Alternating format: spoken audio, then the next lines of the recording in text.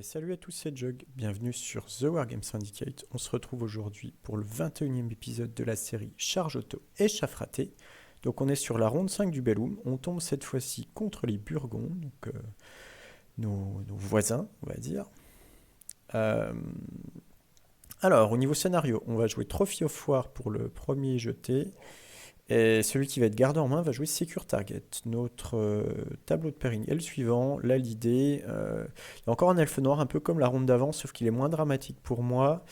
Donc cette fois-ci, bon, Rob a déjà pris une balle, donc on va lui éviter cette fois-ci. Il va...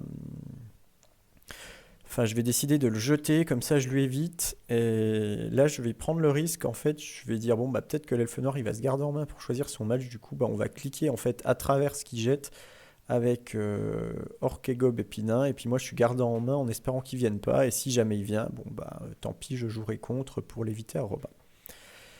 De leur côté, ils jettent le Welf, pour m'éviter moi, je suppose. Et donc, nous on a acheté l'UD, j'ai dit, donc ils viennent avec Orc et Gob et Empire, donc du coup c'est parfait, je vais pouvoir jouer contre l'Empire parce que Robin préférait jouer. Je crois qu'on avait discuté un petit peu, il préférait quand même un petit peu l'Orc et Gob.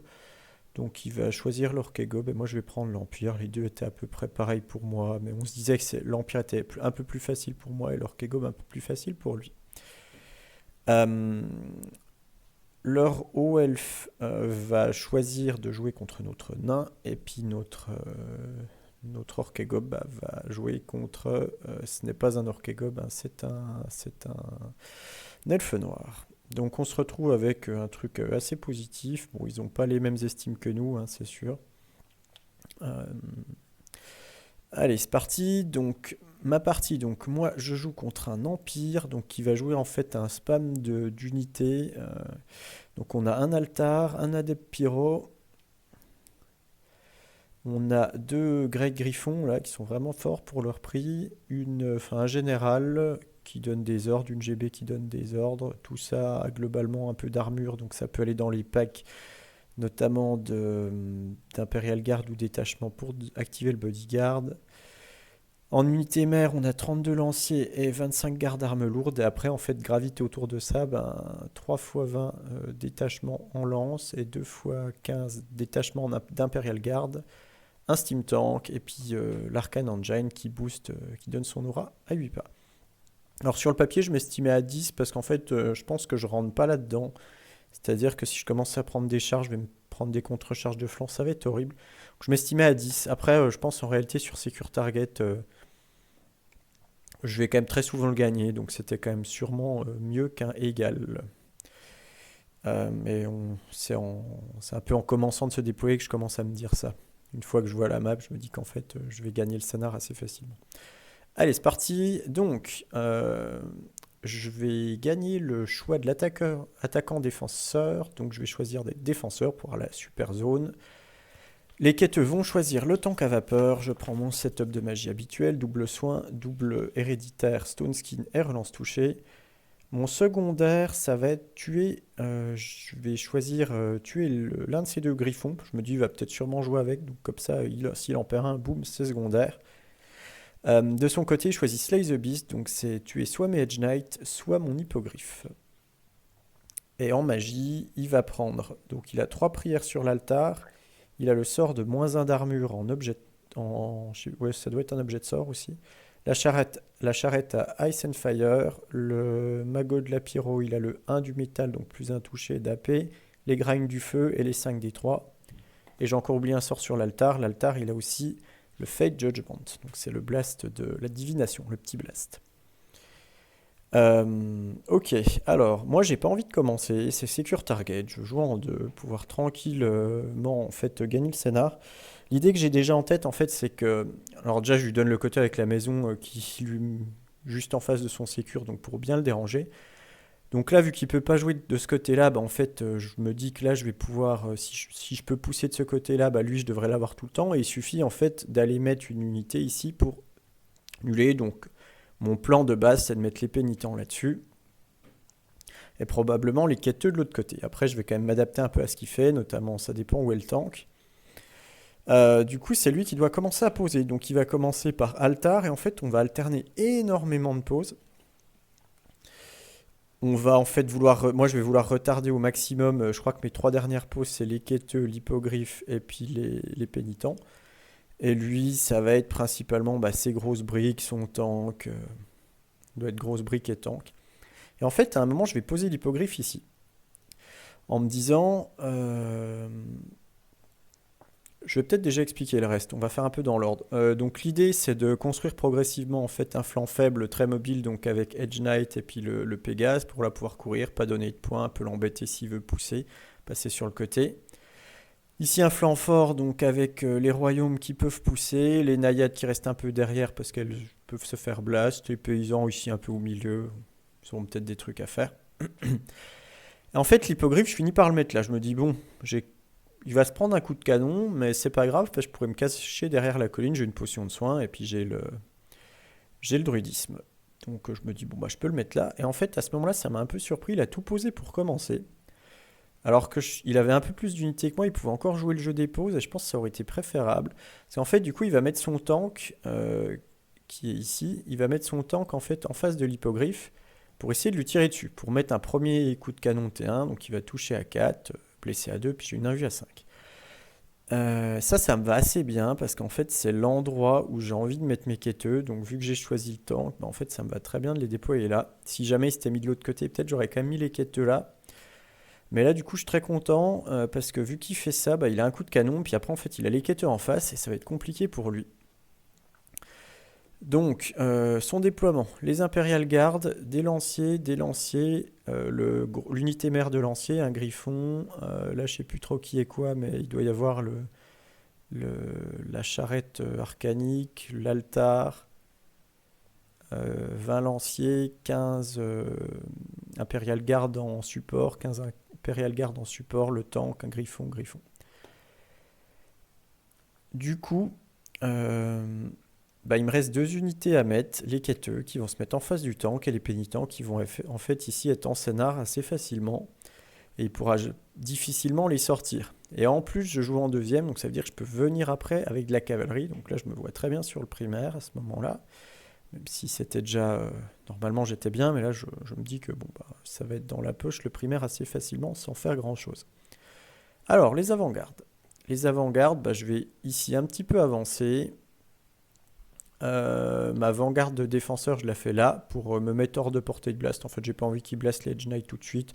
C'est le secondaire, donc si ça panique, ça se rallie pas, ça peut être fatigant. Donc je me mets complètement hors de portée de blast et je vais faire le tour du lac pour aller en fait. L'idée c'est d'empêcher tout ça de repiquer par là en menaçant le flanc. Là, je me dis que je peux avancer, que je crains pas grand chose. Le taf, de toute façon, il va me tirer là-dessus. C'est pour ça qu'il s'est mis là-bas. Donc son T1. Son T1, en fait, il va pas trop, il va un petit peu avancer, mais pas trop parce que j'ai des portées de charge. Alors il avance un petit peu avec ses unités de support, mais moi j'ai pas très envie d'aller m'empaler là-dedans pour me faire ramasser derrière. Il empêche l'infiltration du Pégase en fait avec un griffon comme ça. Ici, il va venir, il va mettre un griffon là pour un peu zoner mon avancée. Le reste se replace globalement et ne fait pas grand chose. En magie, il va se mettre à portée de blast des paysans. Donc là, je me dis, ça m'embête s'il panique direct. Il a pas mal de blast. Donc je claque une de mes deux oraisons donc pour leur donner commandement 9. En magie, il va très très mal rouler. Il va me faire qu'un PV. Bon, j'aurais claqué mon oraison, un peu pour rien. Mais bon, au moins j'ai plus de tests. En tir, il va tirer là-dedans. 4 plus ça touche. Je rate l'invue et puis il me fait 4 PV, je crois. Il me fait 4 PV direct. Non, il me fait peut-être que 3. Je crois qu'il me fait 3 PV. Donc 3 PV d'entrée. Bon, ok. Du coup, je sais que je vais devoir aller me planquer là. Alors, à monter 1. Donc, partons de ce côté-là. Donc, flanc faible, en fait, je vais juste amorcer le contournement. Là, j'ai un petit spot qu'il n'a pas couvert. C'est peut-être un peu dommage. Du coup, lui peut aller se cacher là. Les pénitents qui se mettent tout proche du sécure. Je suis pas encore dans les 6, mais quasiment. Là, je bouge un tout petit peu. Les naïades avancent. Là, j'empêche en fait l'infiltration du griffon par ici s'il décide d'aller par là. Et là, en fait, je veux le chasser de cette zone. Donc pour ça, en fait, j'avance l'hippogriffe qui boit sa potion. Donc en fait, j'ai perdu plus que 2 PV. Je me mets de face et en fait, je fais pour qu'il n'y ait aucun spot. C'est-à-dire que s'il vient là, Je peux le charger. Alors, c'est que des royaumes, mais bon, j'ai +3 en statique par rapport à lui. Et puis c'est le secondaire en plus, donc c'est pas très engageant quand même. Si jamais il vient là, bah, c'est secondaire contre secondaire, mais je me dis qu'à terme, en fait, je vais le ramasser. Puis moi, en fait, je suis en portée de GB. J'ai ma magie qui va pouvoir être apportée pour un éventuel deuxième tour, donc ça me paraît pas trop mal. Donc là, s'il vient ici dans le petit spot là où l'Hippo ne peut pas le charger, c'est un 3 rapide. Et puis en fait, il peut pas aller se cacher dans le coin là-bas, sinon je le vois. Je crois que j'ai un 3 rapide aussi. Et les quêteux avancent pour commencer à viser le tank. Son T2. Alors, son T2, bah, du coup, il abandonne cette zone, ce qui me va, du coup, ça va me libérer l'espace pour contourner. J'ai oublié qu'en magie, j'avais mis des oraisons et puis j'ai soigné un PV au druidisme, donc là, je suis quasi full, donc c'est plutôt cool. Euh, Donc, il replace globalement sa ligne, hein, il fait pas grand-chose, il bloque un peu les spots d'infiltration, donc là, il veut pas trop que j'aille là, cette fois-ci, il a tourné le griffon. Ok. Le coup de canon. Bon, le tave ne bouge pas, mais en fait, si jamais j'y vais, derrière, ça peut vraiment contrecharger de partout. Donc, j'ai pas très envie d'aller me jeter là-dedans. En magie, il va refaire des blasts là-dedans. Je crois que cette fois-ci, je mets pas le com 9. Je sais plus trop. Ou alors peut-être là-dedans, le blast. Ouais, c'est là-dedans. Il me fait 3 PV au Fate Judgment et je dissipe des blasts là-dedans. Mon T2, je vais passer derrière avec mon Folkiro. Là, je ne bouge pas. Là, je me mets cette fois-ci à 6 pas. Comme ça, je suis sûr que je pourrais y rester. Ça ne peut pas s'infiltrer de rien du tout si jamais ça fait 12. Les naïades commencent à avancer un peu. Ici, je continue à zoner. En fait, si jamais le griffon vient là, je peux le charger avec ça. Je sais plus si ça sort de ça, mais en tout cas, je veux pas qu'il rentre. L'hippogriffe active de ce côté là-bas pour potentiellement faire une charge au tour d'après. Donc, ce qui me va bien là, c'est qu'en fait, le tank pour me tirer dessus, il doit aller par là, ce qui fait qu'il donne le flanc au quêteux. Donc, en fait, tout ça pour tenter un tir qui va peut-être juste rien faire, mais en fait, il me donne le tave en échange. Donc, je me dis que c'est plutôt pas mal de le sortir à ce moment-là, même s'il lui reste que 4 PV. Que 4 PV, enfin dans le sens où il peut se faire one-shot s'il me tire dedans. En magie, je crois que je remets des oraisons et je soigne des PV là-dedans. Et puis voilà. Son T3. Son T3, bah, il replace un petit peu sa ligne. Là, il vient par ici pour me mettre un coup de pistolet puis me charger si jamais je vais là-dedans.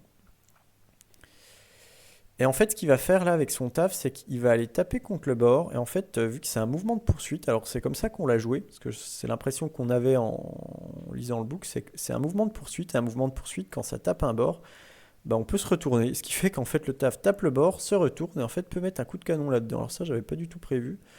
Je pensais pas que ça marcherait, mais bon, en le lisant, ça avait l'air de fonctionner. Donc on l'a joué comme ça. Euh, le reste se replace un petit peu, mais ne fait rien de fou. En magie, cette fois, il va commencer à blaster. Je sais plus trop ce qu'il blaste. Peut-être qu'il commence à taper. Peut-être dans les naïades, je sais plus. Ouais, il tape un peu dans les naïades. Le coup de canon là-dedans va me mettre 2 PV. Donc, il me reste plus que 2 PV. Donc, bah, à mon tour 3, bah, je vais me barrer, me recacher derrière la colline. Là, je contourne par ici, il ne peut rien me charger. Si jamais il vient là, en fait, bah, je peux y aller avec ça et ça. Donc, il n'a pas forcément très envie. Et s'il vient juste ici, pour que lui ne voit pas, bah, je peux y aller de flanc. Là, je ne bouge pas trop. Là, je viens me mettre juste dans les 6 pas. Là, je vais banquer une première fois le primaire. Donc, on est bien. Ici, je me replace. Je recule comme ça. Je sors de son arc de vue. À son T4, bah, en fait, il va ramener les 2 griffons et il va mettre toute sa magie dedans en fait, pour essayer de le tomber. Donc, il va me mettre -1 d'armure que je vais laisser passer. Je vais vouloir dissiper le Fate. Ice and Fire va me faire 0 et après, avec ses tirs, alors je suis hors target certes, hein, mais c'est quand même AP2, j'ai -1 d'armure, mais il va me faire 0 aussi. Donc, bon, bah, bien survécu. Et là, si je sors en fait par là, il peut me charger. Donc, en fait, je suis obligé de m'enfuir par là-bas. Euh, Ou alors ici, mais bon, il y a des charges, on commence à engager. De ce côté-là, bah, il se dit que c'est peut-être le moment de chaffer, donc il va venir chaffer avec un pack d'impérial détachement. Donc voilà, en magie j'avais dit ce qu'il faisait. En tir, il fait des coups de canon, mais là c'est dans les chevaliers, donc c'est quand même assez anecdotique. Enfin, il me fait mal, je crois qu'il me fait un peu des PV, mais bon, c'est pas, en soi, c'est pas très impactant. Mon tour, je vais y aller avec les 2 blocs parce que je veux être sûr de les laver. Euh, Et si jamais parce que je pense que je les décime pas, et je vais avoir l'option en fait de poursuivre avec cette unité-là. Donc en fait, vu que j'ai flanc-flanc, bah, en fait, je vais les barrer par là-bas. Eux ne se feront jamais choper par le tank, et du coup, je serai pas mal du tout. D'où cette charge. Puis après, je vais me refaux, puis je vais continuer à menacer par là, donc c'est bien. Là, je m'enfuis par ici. Donc je fais 20 par ici, et je viens menacer le flanc là. Là, pareil, je maintiens un peu un statu quo. Je suis en train de gagner le scénar, de prendre un peu des points, donc on y va tranquille. Je sais que je vais jouer en dernier en plus, donc j'aurai des charges au T6. Donc en magie, je vais full boost ce truc-là, je crois, cette fois. Je dois mettre peut-être aussi un peu des oraisons, mais je sais plus trop. Au CAC, je vais l'éclater, mais il va en rester 5. Il va fuir par là-bas et je vais les rattraper avec cette unité-là. Les quêteux se retournent. Son T5. Son T5, bah en fait, là, j'ai pas fait gaffe, mais j'ai bougé un peu à l'arrache et j'ai pas fait gaffe. Là, il y avait une 5 rapide qui va tenter, qui va rater, heureusement pour moi. Donc lui, il rate sa charge. L'autre vient se replacer ici. Là, il continue en fait juste de maintenir sa ligne. Et, donc là, il bouge pas trop. Et puis voilà. En magie, je crois qu'il se met des boosts d'altar cette fois. Donc pour mettre de l'invue à 5, la relance blessée un peu partout. Moi, j'ai plutôt envie d'y aller au 6 parce qu'en fait, le tank, c'est un peu stupide. Si jamais je réussis pas à rouler des 6 qui tient, bah, après, il peut contrecharger avec du volant potentiellement. Bon, alors je peux chaffer, mais on commence à entrer dans un échange. De toute façon, c'est un peu tard pour échanger des pièces. Là, j'ai juste envie de ramasser un truc et qu'on s'arrête là. À noter qu'à ce moment-là, j'ai pas encore de tranche. J'ai chopé un truc à 180 ou 190. Donc là, je suis en recherche, on va dire, de petits trucs à gratter pour aller tenir quelques petites tranches. Donc monter 5, je ne fais rien. Je vais me replacer. Ici, je vais cette fois-ci, donc lui, il a bien eu chaud. En plus, il s'est pris quelques tirs, je crois. Il a pris un PV et du coup, il va se barrer là-dedans. Comme ça, je vais pouvoir le soigner en plus. Et je me prendrai pas de coup de canon, rien du tout. Il sera safe, vu qu'il est de la même taille que ça. Le reste ne fait rien de particulier. Je me prépare pour les charges du dernier tour. Et voilà. Ouais, il y a peut-être des pré-buffs, mais c'est pas important. Alors, T6. Là, en fait, c'est un peu dangereux parce que je peux charger à plein d'endroits. Ça menace le flanc de ça. Donc, en fait, c'est pour ça qu'il va avancer ici. Du coup, les pénitents peuvent avoir une charge, les naïades aussi, ça aussi potentiellement. Alors, faut faire attention à ces contre-charges. Mais du coup, ça au moins, bah, ça se prendra pas les quêteux. Les quêteux, ils pourront aller dans tout ce qui est là. Donc, en magie, il va se lancer. Il va me lancer un -1 d'armure sur les quêteux que je vais laisser passer. Puis après, la prière 1 vue à 5 et relance blessé. En fait, je vais réussir à dissiper les deux. Ce sont des objets de sort. Il n'a pas roulé de ouf, je crois. Donc, à mon tour, à moi. Alors, je sais plus les ordres qu'il a mis, mais ça devait être des trucs pour tenir. Donc, ça doit être Steadyman pour tester à 3D. Vu que c'est le dernier tour, alors je regarde qu'il puisse pas me faire des contre-charges bizarres. Mais déjà, je commence par aller là-dedans. Je me dis, celle-là, il va la fuir parce que cette unité-là, je vais la prendre gratos. Donc celle-là, il la fuit. Donc là, ça me donne 90 points. Donc ça me fait basculer à la tranche. Après, j'avais mis une oraison d'ailleurs à son tour comme 9 parce que je me doutais qu'il allait fuir. Comme ça, j'ai un test de redirection à 9 là-dedans qui va rentrer. C'est une charge auto. J'envoie les naïades en même temps. Ça ne voit pas. Donc il n'y a pas de contre-charge. On est bien. Et puis là, je vais tenter ce qui est le plus cher. Et puis voilà, tout simplement. Donc je vais charger le taf. Je relance blessé contre le taf, donc j'ai une bonne option de le tuer. En magie, je vais me lancer relance touché. Je crois là-dessus, qui va dissiper. Je vais faire un stone skin ici, pour pas qu'il me fasse trop mal. Au cac. Alors celui-là de cac, je vais pas rouler terrible, c'est-à-dire que je vais même pas réussir en fait à lui casser le steadfast. Donc il va juste simplement avoir un test à 9 relances minimisées. Donc bon, ça tient tranquille. Mais j'ai pas perdu de points. Et là par contre, je vais éclater le tank, je vais plutôt bien rouler. Et du coup, je vais faire des 6. Je vais relancer ce qui est raté. Je vais faire encore pas mal de 6. Ce qui fait qu'il va perdre. Même le petit Pégase va faire des 6. Et du coup, on va prendre ce tab sur le dernier tour. Et du coup, ça va faire un 15-5. J'ai pris 723, il a pris 0. Ça fait 15-5 avec le scénario.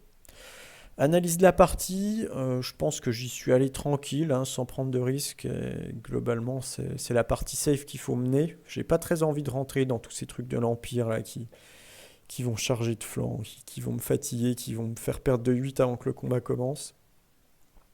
Bon, le petit Pégase, j'ai failli le perdre, j'ai quand même fait un peu. J'ai pas fait très attention. Là, il y avait l'histoire de il se fait tirer dessus, après il vient, là, il peut se faire charger. Bon, heureusement, il passe entre les gouttes. Donc tout va bien. Euh, au niveau de la ronde, on va faire 40-40. On va perdouiller sur ce match-là. Alors celui-là, on l'avait mis, ouais, à noter que, bon, je vais pas remontrer le tableau d'estime, mais ça sur le scénario, ça devait être Spoil of War, je crois. On l'avait estimé à 10, donc bon, ça finit en 9. Là, sur Note Plus, on va faire 12, donc une petite victoire. Moi, je vais faire 15 sur le jaune, mais bon, en réalité, c'est un vert. Et puis là, bah, en fait, on s'est un peu planté sur l'estime, c'est quand même plus dur. Et puis, petites erreurs de plan de jeu, ce qui fait qu'on perd pas mal la partie. Ça fait qu'on finit, avec tout ça, je crois qu'on finit 8ème sur 22, il me semble. Donc, on fait une place honnête, mais on est quand même assez loin du podium. Je vais débriefer un petit peu ma liste, ce que j'en ai pensé, donc je vais la remontrer. Donc, globalement, on va partir des trucs que je ne changerai pas. C'est la damsel, le setup magique avec les naïades, c'est super fort. Le mec, le Folkiro là, c'est super fort. GB dans les quêteux, ça se discute, mais j'ai l'impression que les quêteux, ça reste quand même une réponse à beaucoup de trucs. Ça gère l'endu 8, ça gère la masse avec le gros volume d'attaque, donc je pense que j'aurai un peu de mal à m'en séparer, donc je vais continuer de jouer avec. Ma base par 6 comme ça, c'est très bien. Les Edge Knight, très content d'avoir un light troop un peu sur le flanc faible. Le seul truc qui m'embête, c'est qu'en fait, sur Slay the Beast, bah, en fait, l'adversaire peut les choisir. Ce qui fait qu'ils sont moins sacrifiables d'un coup, donc ça m'ennuie un petit peu. Ça, pour finir la base, c'est très bien. Bon, les quêteux, j'ai déjà dit. Les pénitents, c'est complètement débile, je trouve. Ça va être l'unité star du bouquin, à mon avis. Chaque fois que j'ai ouvert la game avec, ils étaient inrenversables, même concludés où c'était chaud. Bah, au final, à la fin, ils sont encore là.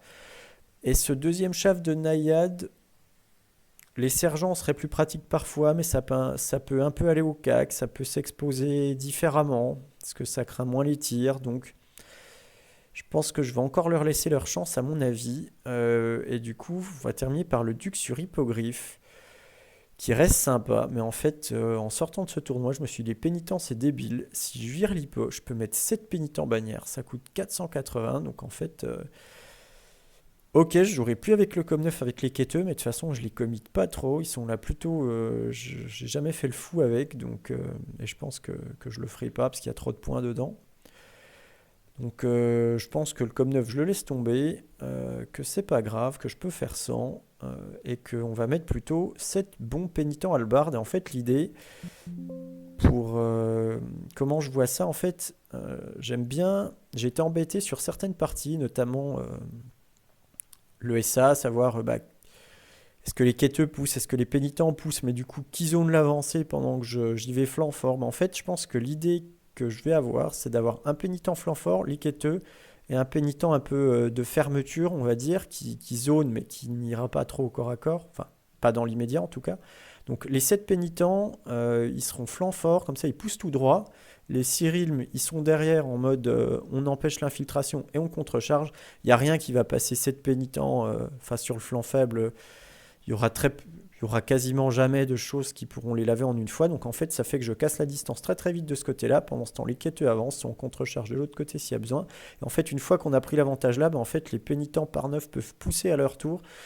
Et à ce moment-là, bah, en fait, on est vraiment de l'autre côté avec des unités, puis on continue de pousser au milieu. Donc en fait, j'ai l'impression que ça va être très très fort, tout en gardant toujours la même idée de ça c'est flanc faible. Il y a 6 realms qui vont être un peu au milieu, flanc faible, ça dépendra des scénars. Et les 30 paysans qui seront un peu par là aussi, ça dépendra des scénars. Le positionnement des naïades, je pense qu'il va falloir que je fasse attention à plus jouer mes chefs vraiment là où j'en ai besoin et pas me dire qu'elles vont faire des trucs de fou. Ça m'a quand même desservi contre l'UD, je pense, de les avoir pas mis suffisamment à côté des quêteux. Je pense qu'il faut vraiment que je travaille un petit peu plus ces placements-là, parce que ça peut casser mon push dans certains cas. Et je m'étais déjà fait la réflexion la dernière fois, au dernier tournoi, donc je pense que on va essayer de faire gaffe à ça. À noter qu'en parallèle, je suis en train de me dire que les pénitents vont être super forts. Donc, je m'attends peut-être à voir du multi-PEV en armes magiques, typiquement des Godslayer, des épées des feux de l'enfer, des runes naines en D3 PEV. Et du coup, je me demande, alors ça reste à l'état d'interrogation, il faudra que je regarde un petit peu, que je fasse un peu une veille du méta. Ça, c'est des trucs qui vont un peu changer au dernier moment, je pense, pour la qualif. Je sais pas si je le ferai encore au moment où je tourne la vidéo. C'est que je me dis que lui, bon, en réalité, il va jamais au CAC. Il fait semblant à chaque fois. Donc, est-ce qu'il a vraiment besoin de la Hutter mêlée? Je sais pas. C'est sûr que c'est très fort, mais est-ce qu'en fait, il faut pas lui mettre. Ça coûte 10 points de plus l'arme. Le truc qui casse les objets magiques, les armes magiques, je veux dire. Et une potion de vitesse, c'est 20 points de plus. Donc, il faut trouver les 20 points. Donc, peut-être que je mets pas 7 pénitents, que j'en mets que 6. Faut que je réfléchisse. Du coup, ça me laisse une option de jeu en fait où je vais pouvoir casser les Godslayer qui lavent mes pénitents, casser l'épée des guerriers du chaos qui lave mes pénitents, et en fait casser tous les trucs comme ça. J'ai l'impression que ça peut être pas mal. Ça sera vraiment un choix méta un peu de dernier moment, je pense, mais je garde ce truc-là en tête parce qu'à mon avis, je vais pas être le seul à jouer des pénitents et la réponse, elle va être un peu globale chez les autres armées, donc c'est un peu à suivre. Dernière peut-être remarque, vu que j'ai rajouté un pack de pénitents, je me retrouve à 6 scoring, donc est-ce que j'ai pas envie, 6 royaumes, de les transformer en edge? Euh, L'avantage de ça, bah, c'est que j'ai une autre light troop donc, que je vais pas perdre, qui va bien jouer flanc faible. Après, j'ai l'impression que la frenzy va quand même m'handicaper. Dans certaines parties tests que j'ai pu faire, la frenzy était quand même chiante. Il y a des moments où on n'a juste pas envie de charger. Parce que, bah, en fait, on va irer. Donc, c'est peut-être qu'une deuxième unité qui a la frenzy, ça fait peut-être trop. Ok, et eh ben écoutez, ça sera tout pour ce rapport de bataille. Je remercie encore une fois donc toute l'équipe d'organisation du tournoi du Bellum Lacum. C'est vraiment un super événement que je recommande à tout le monde. C'est très bien organisé, on mange très bien, donc je resigne très volontiers pour l'an prochain. Allez, merci à tous d'avoir suivi la vidéo. À plus.